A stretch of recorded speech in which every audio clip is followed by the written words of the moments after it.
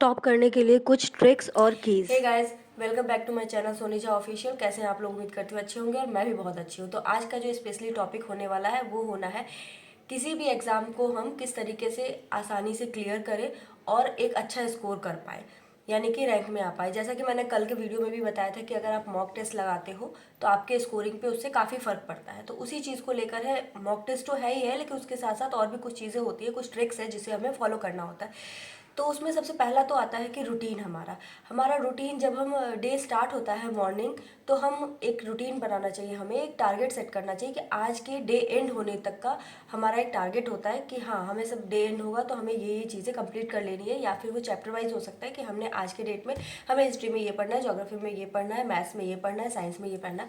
तो एक कोई भी चैप्टर नहीं हो रहा आपसे, एक टॉपिक कोई भी एक क्लियर रखिए मॉर्निंग में कि ये आज के डे में ख़त्म होना ही होना है।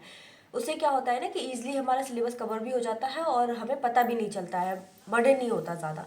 तो एक ये है। दूसरा ये है कि आपको प्रीवियस ईयर क्वेश्चन सॉल्व करना है, देखना नहीं है। होता क्या है ना कि हम प्रीवियस ईयर क्वेश्चन पेपर्स को पलट के देखते हैं कि हाँ, इसमें क्वेश्चंस क्या क्या थे, और बस उसी पे देख लेते तो लगता है कि हाँ ठीक है, ये हमें आता है, और बस हम छोड़ देते हैं वहीं पर ऐसा नहीं है। जब आप उन क्वेश्चंस को सॉल्व करेंगे ना, तो उसके जो ऑप्शंस होते हैं वो ऑप्शंस में भी आपको क्वेश्चंस नज़र आएंगे, और फिर आप उस तरीके से उसको सॉल्व कीजिए। आपसे उससे ये पता चल जाता है कि एग्ज़ाम का पैटर्न कैसा था, किस किस एरिया का क्वेश्चंस आया हुआ है। तो वो हमारे एग्ज़ाम में काफ़ी हेल्प करता है, तो ये एक हेल्पफुल होता है। अब दूसरा, इसके आगे अगर मैं बात करूँ तो एक चीज़ और है कि लोग कहते हैं कि हमने वाईटी से पढ़ा है। ये देखिए, वाईटी अच्छी चीज़ है, लेकिन अगर आप किसी एक या दो टीचर का ही नोट्स पढ़ते हैं, वाईटी का सेशन प्लेलिस्ट का खोल के उन्हीं का देखते हैं, तब ये नहीं कि आपने एक टॉपिक किसी का पढ़ लिया, दूसरा टॉपिक किसी का पढ़ लिया, तीसरा किसी का, और फिर चौथा भी आपने पढ़ लिया। तो इस तरीके से तो फिर कन्फ्यूज़न क्रिएट होगा। आप लिमिटेड अपने मटेरियल को लिमिटेड रखें और उसको मल्टीपल टाइम्स पढ़ें। जब मटेरियल लिमिटेड रहता है ना, और उसको जब हम मल्टीपल टाइम्स रिवीजन करते हैं, तो हमारे एग्जाम के टाइम पे कंफ्यूजन क्रिएट नहीं होता।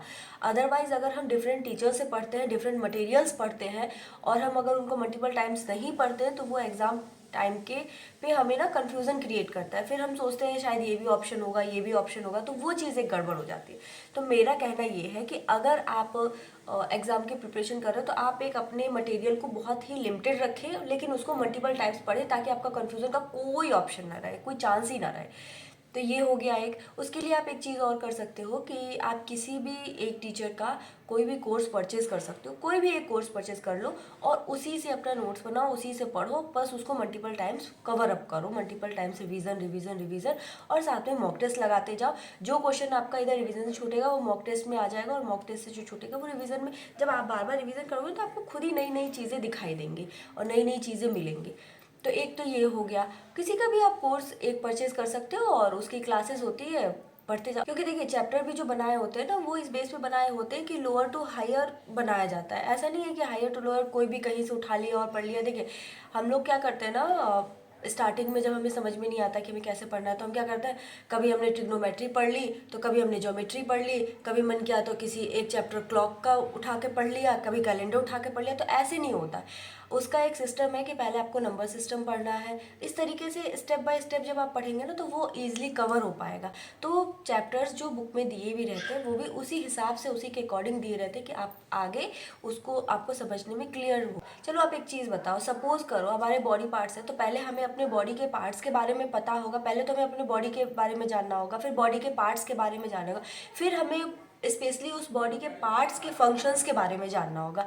अगर हम डायरेक्ट बॉडी के पार्ट्स के फंक्शंस को ही पढ़ने लग जाए, बॉडी के बारे में पता ही नहीं, ये पता ही नहीं कि बॉडी में क्या क्या होता है, तो क्या हमें वो समझ में आ जाएंगे? नहीं आएंगे ना। पहले तो हमें ये पता करना होता है कि बॉडी में, जैसे सपोज दैट कि 206 हड्डी होती है। अब 206 हड्डी में कौन कौन सी हड्डी होती है, कौन सी सबसे लंबी होती है, कौन सी छोटी होती है, कहाँ पे क्या होता है, कौन सी मेन है, तो ये सारी चीज़ें हमें स्टेप बाय स्टेप पढ़ते हैं। वही चीज़ यहाँ सिलेबस में भी होता है कि जो चैप्टर्स होते हैं या जब कोई टीचर्स पढ़ाते हैं तो वो स्टेप बाय स्टेप पढ़ाते हैं। तो इसलिए मैंने आपको बोला है कि आप या तो अगर प्लेलिस्ट देखो तो एक सीरियल वाइज में देखो, कोई फ़र्क नहीं पड़ता, प्लेलिस्ट भी देख सकते हो। और अगर प्लेलिस्ट देखते हो तो एक सीरियल में देखो, या फिर अगर सिलेबस भी परचेज करते हो तो ये होता है कि अगर एक कोर्स परचेज किया है तो आपने एक, आपका मटेरियल लिमिटेड हो गया और आप उसी को मल्टीपल टाइम्स जब पढ़ेंगे ना, तो वो आपको बहुत अच्छे से क्लियर कर पाएगा और आपको चीज़ें अंडरस्टैंड होंगी।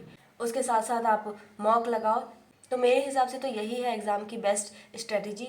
तो आप मेरे हिसाब से मॉक लगाइए, अपने मटेरियल को लिमिटेड रखिए, मल्टीपल टाइम्स रिवीजन कीजिए, साथ में करिए। जो भी डाउट्स हो, अगर आपको कोई टॉपिक फंस रहा है तो आप उस टॉपिक को वहीं पे एट ए टाइम क्लियर कर लीजिए, ताकि उसको बाद के लिए मत छोड़िए, वरना वो बर्डन हो जाता है। छोटी छोटी चीज़ें हैं तो आप उसको स्टिक पेपर पे लिख के कहीं पे चिपका सकते हैं, उसको बार बार देख सकते हैं। छोटी छोटी चीज़ें ही हम मिस करते हैं, बड़ी चीज़ें तो सभी पढ़ लेते हैं, लेकिन छोटी छोटी चीज़ें होती हैं ना, वही मिस हो जाती है और वही बाद में हमको ना बहुत प्रॉब्लम्स क्रिएट करते हैं। तो यही है किसी भी एग्ज़ाम को क्रैक करने की बेस्ट स्ट्रेटजी। तो आप इसको फॉलो कर सकते हैं, और क्वेश्चन हो, कुछ क्वेरीज हो तो आप पूछ सकते हैं। यही सब चीज़ें हैं जिनको, छोटी छोटी चीज़ों को हमें ध्यान रखना होता है, उन्हें मिस नहीं करना होता है। तो बस आज के ब्लॉग में इतना ही। तब तक के लिए राधे राधे। अगर चैनल पर नए हैं तो लाइक शेयर और सब्सक्राइब करना बिल्कुल ना भूलें। Thanks for watching. Okay, bye bye.